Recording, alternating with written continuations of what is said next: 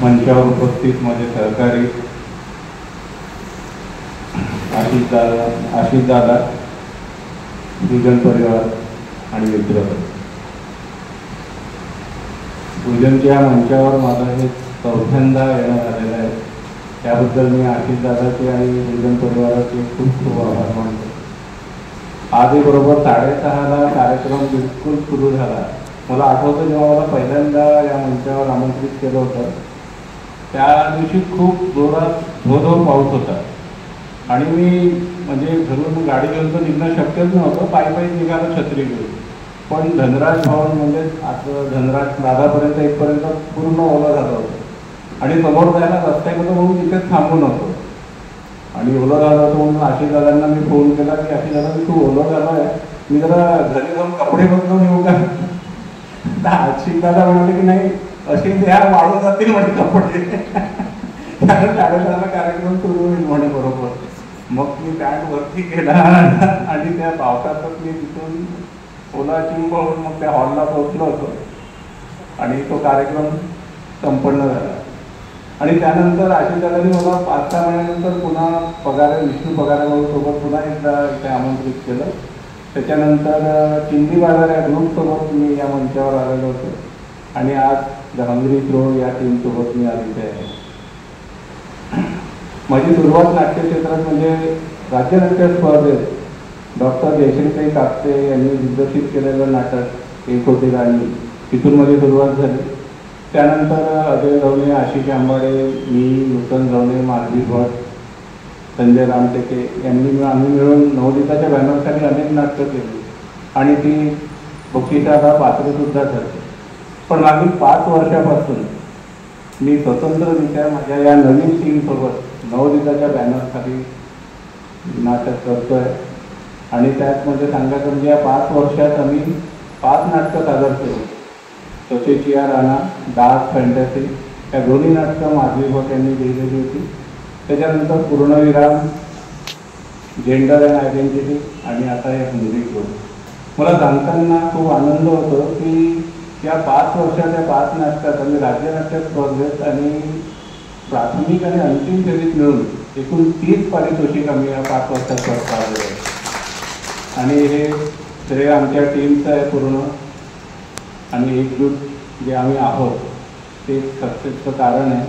आणि इथे जी टीम आहे याच्या व्यतिरिक्तही मोठी टीम आहे नवोदिताची, ज्यात माधवी भट, प्रशांत मडकुवार जे पुण्याला आहेत, एकता नम्रता पित्तुरवार, मागच्या वर्षी प्रज्ञा जीवनकर्णीसुद्धा आमच्या नाटकात एक काम केलेलं होतं आणि खूपसे नवीन कलाकारसुद्धा आहेत याच्यात. आणि मागच्या वर्षीचं जे जेंडर अँड आयडेंटिटी हे नाटक होतं त्यात 8-10 कलाकार सोडले तर बाकीचे 15 कलाकार सगळे नवीन घेऊन आम्ही एक नाटक सादर केलं.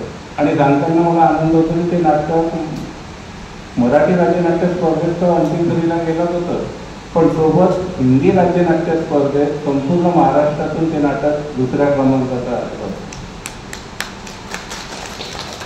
आणि आता हंग्री थ्रोच्या बाबतीत सांगायचं म्हणजे हंग्री थ्रो हा विषय जेव्हा म्हणजे स्क्रिप्ट माझ्या हातात आलं तेव्हा थोडीशी म्हणजे नाटक आपण करू शकू की नाही अशी भीती मला वाटली, कारण थोडंसं बोल्ड आहे नाटक, विषय बोल्ड होता. आणि याच्यात सांगायचं म्हणजे खूपसे सेक्सला गृहीत धरून अनेक संवाद आहेत या नाटकात. आणि याचा विषय जो आहे बाल लैंगिक शोषण हा विषय याचा होता. त्यामुळे मला थोडंसं 2 लेडीज मुख्य पात्र होते नाटकाला घेऊन मी सुरुवात करू म्हणजे कसं करू यांच्याशी मला थोडंसं वाटायचं सुरुवातीला. मग मी ते स्क्रिप्ट महेश आला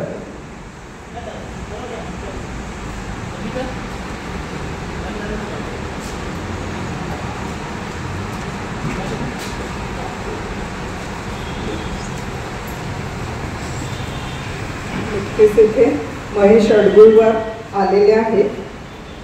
यांचे स्वागत मृणालिनी खाडीलकर करेल अशी मी विनंती करते.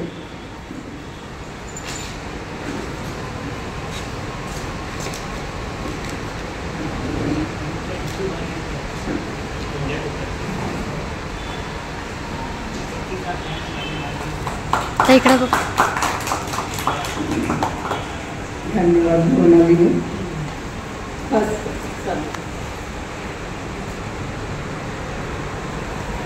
हंग्री ब्रो ही स्क्रिप्ट जेव्हा माझ्या हातात आल्या तेव्हा एक विषय तर मला खूप आवडलाच होता आणि चॅलेंजिंगही वाटतं.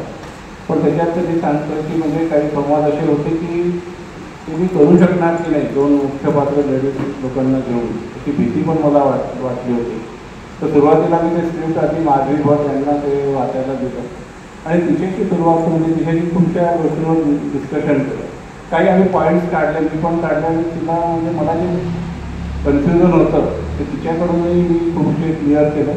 मग मी डॉक्टर सोमनाथ सरांना म्हणजे लेखक होते नाटकाचे त्यांनाही फोन केला की मला काही म्हणजे गोष्टी खूप पत्रक वाटत होतं नाटक आणि वारंवार संवाद सारखे येत होते. तर त्यांनी मला स्वतंत्रता दिली की तुला वाटतं तसं कर म्हणे, तुला जर वाटत असेल कोणतं संवाद जास्ती वाटत असेल तर त्यांना काटछाट करून तुला जसं पाहिजे तसं बनवून घे आणि ते स्क्रिप्ट तू समोर मिळव.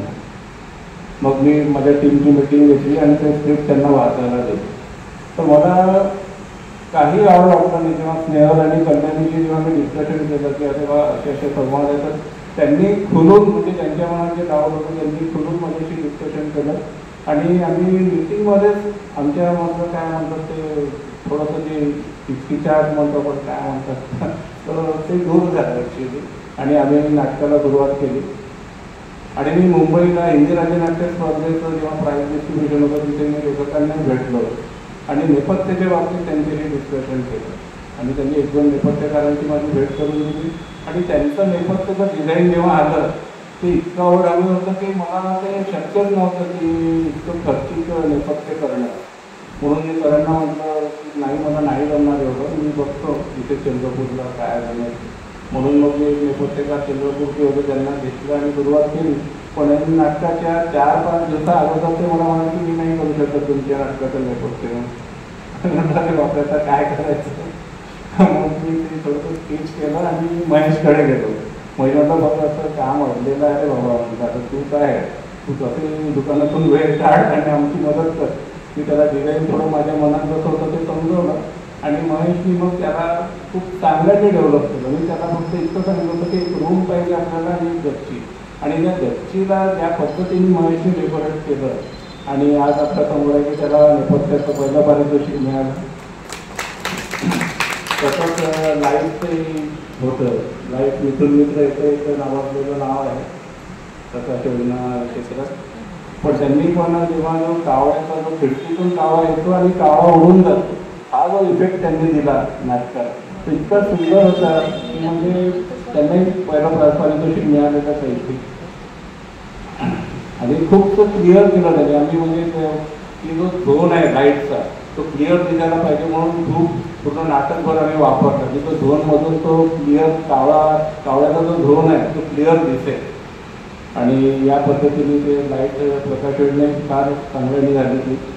आणि नंतर अभिनय तर माझ्या 4 कलाकारांनी खूप सुंदर अभिनय केला आणि मला अभिमान आहे आणि खूप आनंदही आहे. या माझी ही जी टीम आहे आज माझ्यासोबत 5 वर्षापासून आहे आणि मी अपेक्षा करतो की ही टीम माझ्यासोबत अशीच राहील आणि मी जेव्हा नाटक करू शकणार नाही तर ही नवदिवसाची पताका हे लोक पुढे नेतील अशी मी नटेश्वराचरणी प्रार्थनासुद्धा करतो. आणि त्याच्यात एक छोटंसं पात्र होतं म्हणजे आम्ही ते नाटकातलं होतं पण आम्ही ते क्रिएट केलं संवादात होतं ते पण आम्ही ते मंचावर आणायला ठरवलं आणि आरणाने खूप सुंदररित्या ते रोल केला त्याच्यातला आणि तिथे म्हणजे डायलॉग आम्ही जे रेकॉर्डिंग डायलॉग केले जे तुम्ही जेव्हा ऐकाल तर तुमच्याही लक्षात येईल की किती सुंदर पद्धतीने पहिल्यांदा तिने डायलॉग म्हणते नाटकाचे आणि खूप सुंदररित्या म्हटलं ते. तसंच बाकीचं सगळं सांगतीलच त्यांचे अनुभव त्यांचं अभिनय.